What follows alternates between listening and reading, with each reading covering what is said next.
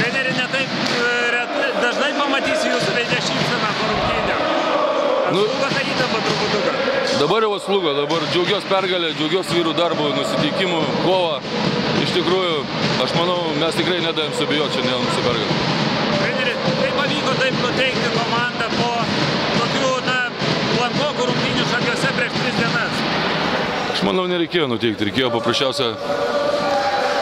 Tai vienų varžybų kova. Praloši tu nepatenki, išloši tu žaidi finale ir nuteikinėti nereikėjo vyras. Treneri, prieš šūnę sakėt, kad sukūrėt žaidimo planą. Panašu, kad jis pasiteisino šiandien. Aš galvoju, kad pasiteisino. Mes pasiekėm pergalę, pasiekėm tokių skirtumų, kokių reikėjo. Džiaugiuosi. Šiandien vyrai turbūt buvo užsivedę panašiai kaip su Prienų komanda žaidžiant, ar ne? Aš galvoju taip.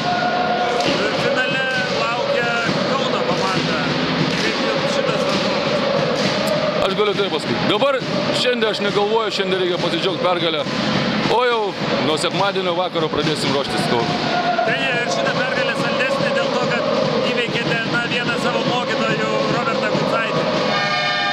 Aš nemanau, kad jums saldesnė. Paprasčiausiai yra saldi tuom, kad mes patekome į finalą.